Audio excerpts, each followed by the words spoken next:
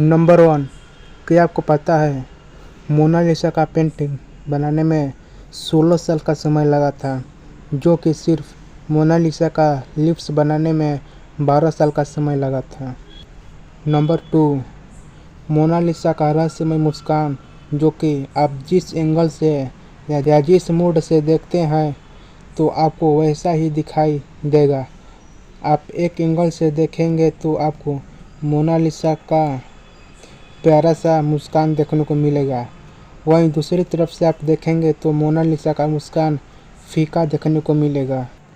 Number 3, क्या आपको पता है कि मोनालिसा का पेंटिंग कई बार चुराने की कोशिश की गई थी? ऐसा घटना है जो कि आपको बताता हूँ। यह बात है 1911 ईस्वी का, जो कि पूरी दुनिया में वर्ल्ड वॉर 2 चल रहा था। तो उसी समय एक इटालियन था जिसका नाम विंसेंटो पेरुगिया है, जो कि एक इटली का देशभक्त आदमी था। वो चाहता था कि मोनालिसा का पेंटिंग है जो वो फिर से अपने देश इटली में लेकर आए, लेकिन वो पेंटिंग चोरी करने के कुछ दिन बाद पकड़ा गया और उसको 6 महीने की जेल हुई थी। नंबर 4, बहुत से लोगों का यह मानना है कि मोनालिसा का जो पेंटिंग है वह अभी अधूरा है, और यह भी मानना है कि मोनालिसा का आँख में एक सीक्रेट कोड छिपा हुआ है, जो कि अभी किसी को भी नहीं पता चला वो किस चीज़ का सीक्रेट कोड है। नंबर 5, आपको पता होगा कि मोनालिसा का पेंटिंग दा विंची ने बनाया था। इनका पूरा नाम लियोनार्डो दा विंची था, जो कि इटली का एक मशहूर और जाने-माने पेंटर था। लेकिन दा विंची मोनालिसा से भी बहुत पेंटिंग बनाए हैं, लेकिन उन सब पेंटिंग में दा विंची ने इतना समय नहीं लगाया था जितना वो मोनालिसा का पेंटिंग बनाने में लगाए थे। नंबर 4, मोनालिसा कौन थी? बहुत से लोगों ने यह कहा कि मोनालिसा दा विंची की पत्नी थी। कई लोगों ने यह कहा था कि मोनालिसा दा विंची की सीक्रेट गर्लफ्रेंड थी। कुछ लोगों ने यह भी कह दिया कि मोनालिसा कोई और नहीं बल्कि दा विंची थे। वह देखना चाहते थे कि दा विंची एक औरत होते तो किस तरह दिखते। दा विंची मोनालिसा का जो पेंटिंग है उसमें खुद को दर्शाया है, और वो एक औरत होते तो कैसे दिखते। लोगों का ऐसा मानना है, पर अभी यह सच नहीं हुआ पूरी तरह से कि मोनालिसा आखिर कौन थी। नंबर 7, शायद आपको यह नहीं पता होगा कि मोनालिसा का जो पेंटिंग है वो किसी कागज़ के टुकड़े या किसी कपड़े पर नहीं बनाया गया है।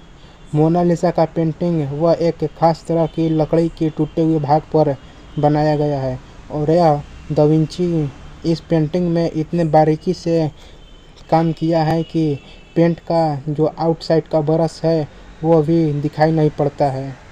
नंबर 8, 23 जून 1852 को लुक मार्पो, एक जवान आर्टिस्ट ने एक होटल की 4थी माला इमारत से कूदकर सुसाइड कर लिया। वह मोनालिसा की रहस्यमय मुस्कान को देखकर वह मोनालिसा की पेंटिंग से प्यार हो गया था उसको। मोनालिसा के मुस्कान पर वो कुर्बान था। इसमें सुसाइड करने से पहले एक लेटर भी लिखा था जिसमें वह मोनालिसा के बारे में लिखा था। वो मोनालिसा के प्यार और सालों के इंतज़ार के बारे में लिखा था। नंबर 9, लोग मोनालिसा के पेंटिंग को देखेंगे तो गौर से तो आपको मोनालिसा की आईब्रो नहीं है। बहुत से लोगों यह कहते हैं कि मोनालिसा का जो आईब्रो नहीं है वह पहले था, पर अच्छी सी पेंटिंग की सफाई और बहुत क्लीनिंग करने की वजह से मोनालिसा का आईब्रो है वो मिट गया। पर यह कोई अभी ठोस सबूत नहीं मिला है कि मोनालिसा का जो आईब्रो था या नहीं था। इस पर अभी कोई ठोस सबूत नहीं मिला है, तो भी यह कह पाना मुश्किल है कि मोनालिसा का आईब्रो था। नंबर 10, पैरानॉर्मल नामक एक वेबसाइट है जो यह दावा करती है कि मोनालिसा के पेंटिंग में एक एलियन छिपा हुआ है। वह कहते हैं कि इस पेंटिंग को लेफ्ट साइड मिरर के साथ जोड़कर देखा जाए तो एलियन जैसी आकृति बनती है। यह बात तब सोचने पर मजबूर एक थ्योरी सामने आती है। इसमें कहा जाता है कि दा विंची ने इस पेंटिंग में लेफ्ट साइड में बड़े ही सीक्रेट तरीके से एक मैसेज छिपाया है। थ्योरी बताती है कि पेंटिंग में लिखा गया द आंसर इज हियर, यानी जवाब यहाँ है। हालांकि इस थ्योरी में कितनी सच्चाई है इसकी कोई कन्फर्म नहीं हुई है।